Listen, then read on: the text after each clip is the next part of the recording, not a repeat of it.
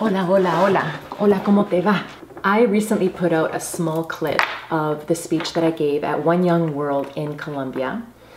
And there have been so many messages from young people who have been inspired by my story and what I came out to say. It was 12 minutes, a little over 12 minutes, and it was one of the most difficult things I've ever done in my life. What you don't know is that the day before, I dedicated the entire day to writing it. I spent 6 hours in my hotel room crying because when I relived all these memories all in one day, it was extremely difficult for me. And so of course I cried. I cried all of those emotions out, the anxieties, the fear.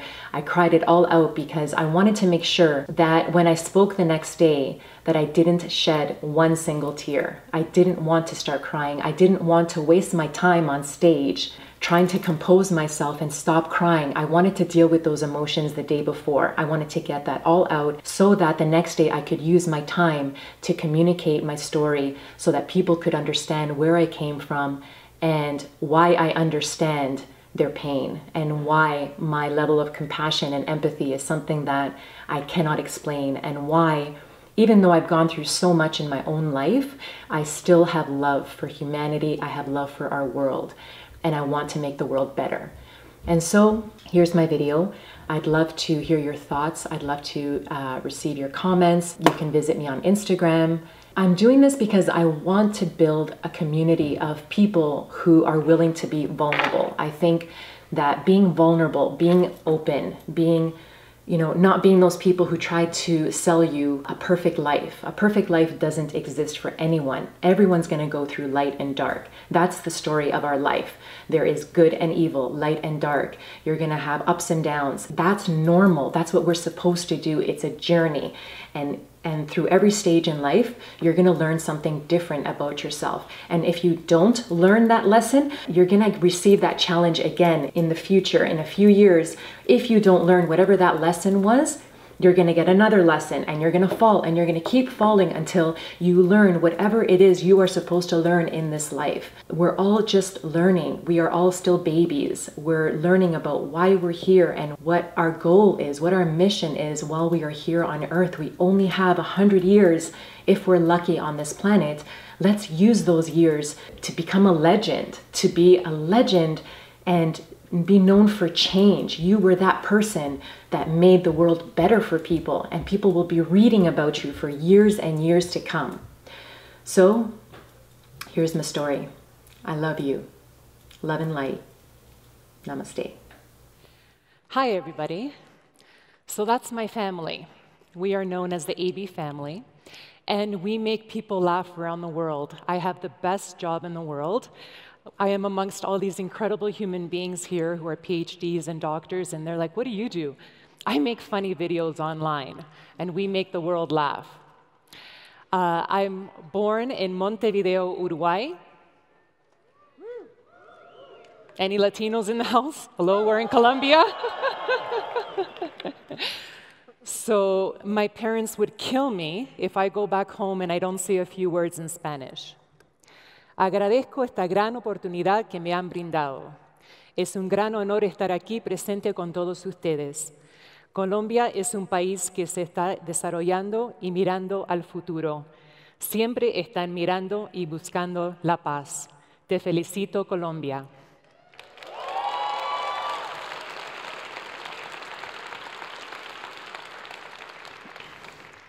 So my message today to you young people is that you are capable of so much more than you can ever imagine. So I wanted to share with you a little bit about my history, the woman that you see on the videos, making you laugh, being silly, being the crazy Latina wife, which I think I play very well. I wanted to share with you my struggles and to show you that I didn't come from privilege. I didn't have an easy history. My struggles started at a very young age. I have generalized anxiety disorder and OCD, which means my house is very clean. I am no stranger to the struggles of mental health. At 6 and 11 years old, I was molested by friends of the family. When I was 6, I didn't tell anyone because I was afraid that I was going to get into trouble.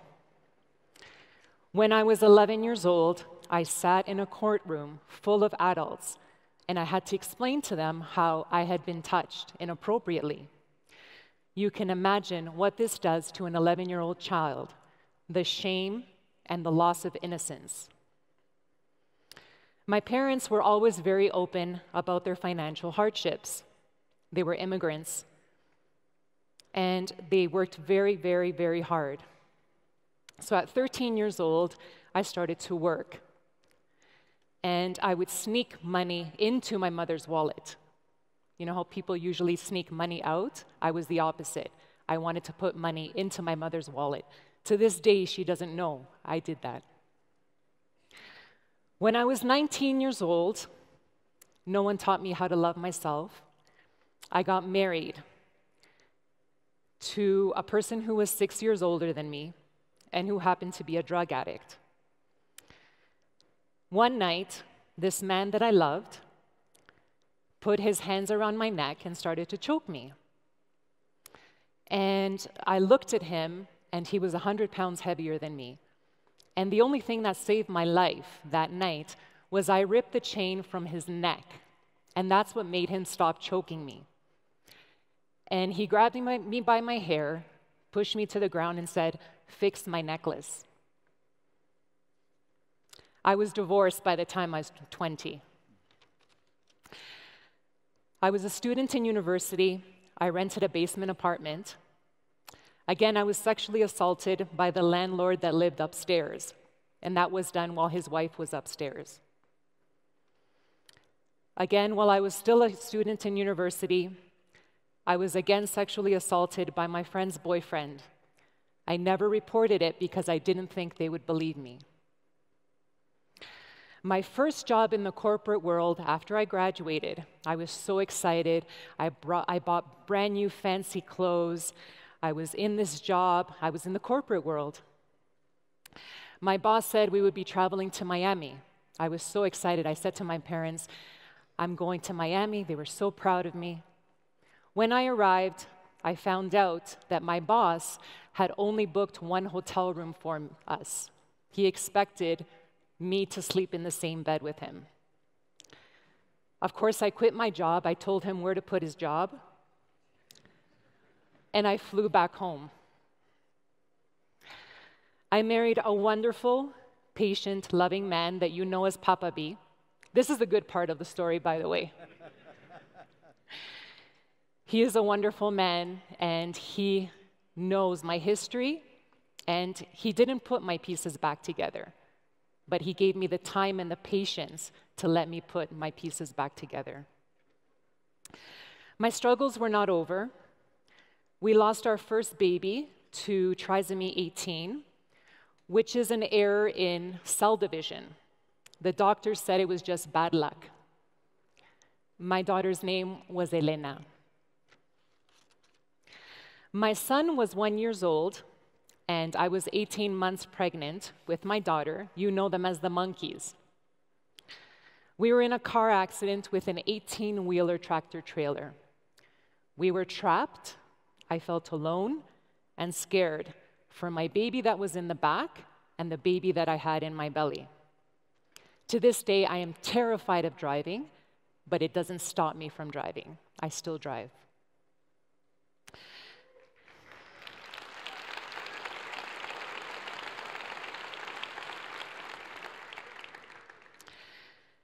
After my daughter was born, I had severe postpartum depression, and I ended up in the psychiatric floor of our local hospital. The financial struggles continued while the kids were little, and my husband, Papa B, worked 3 jobs to put food on the table.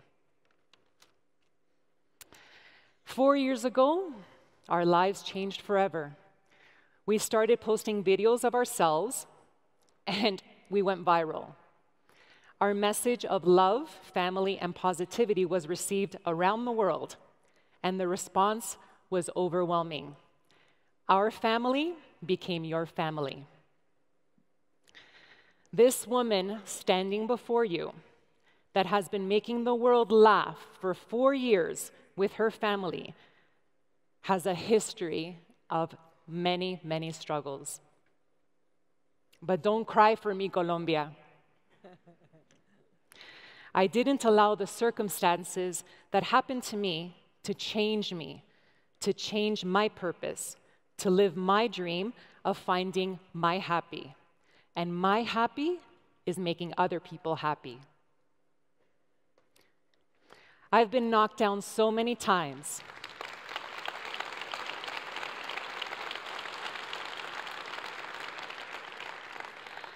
But I kept getting back up because no one can take away my determination, my fire to change the world. And if I can do it, you can do it.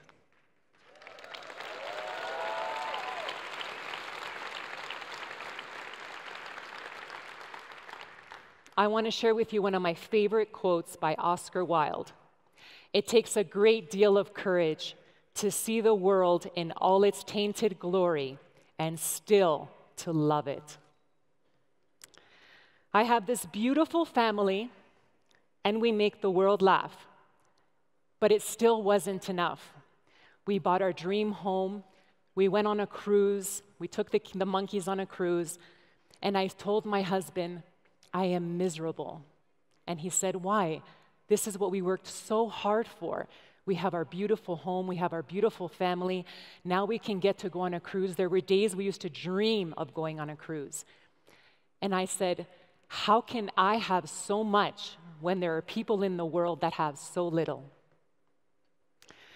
We have been blessed, and it's important for me to teach my children that when those of us have a lot, we help those who have less.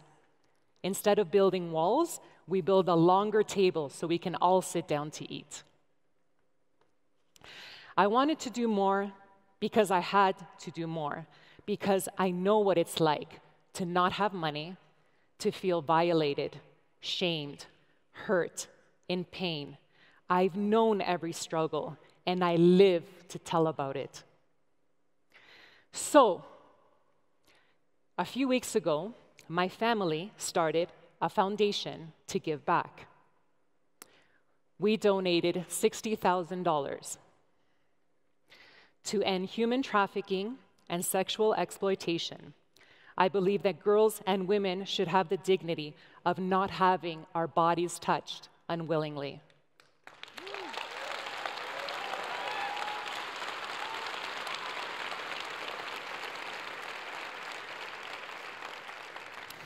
To the Hospital for Sick Children, to providing nutrition, education, and healthcare to children in India. The American Foundation for Suicide Prevention, because, as I told you, I'm no stranger to the struggles of mental health. To provide clean water, nutrition, and education to children in Uganda, Haiti, and the Philippines, and of course, the American Red Cross to help hurricane victims.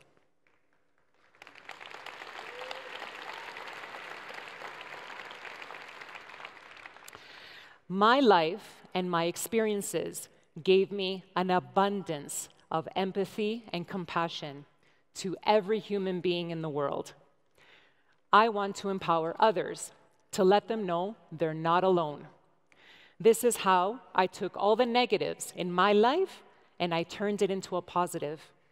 So I can live a meaningful life and I can sleep well at night. I didn't allow the darkness to make me bitter and angry. I chose love and positivity for myself and my human family. Can you cue the song, please? I'm Latina. I do everything with music, sorry.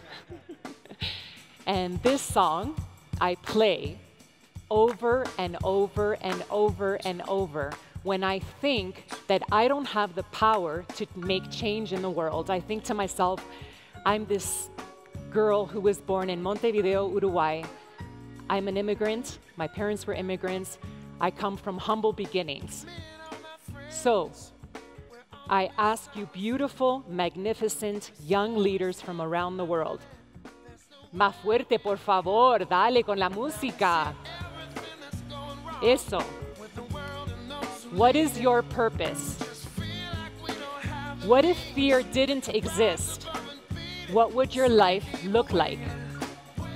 What is your definition of a meaningful life? What is your legacy you want to leave to the world? What will you be remembered for? I am living proof that anything is possible. My wish for all of you today is to travel the world less traveled. You are not alone. I wish for you courage, faith, resilience, the ability to connect to your higher self. Be your own hero, and then go out and be a hero to the world.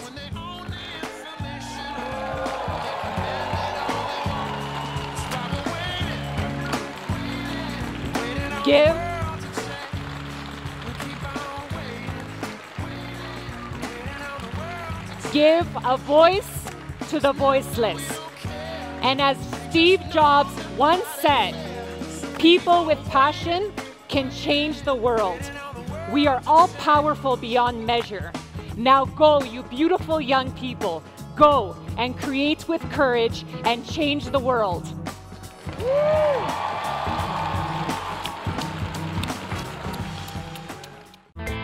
Thanks for watching, everybody. Please like, subscribe, and leave a comment down below. If you haven't subscribed yet, please click on the icon on the left and a little thingy will pop up and you get to subscribe. If you already have subscribed, please forget everything that I have just said. What's that voice? It's my radio voice. Bye.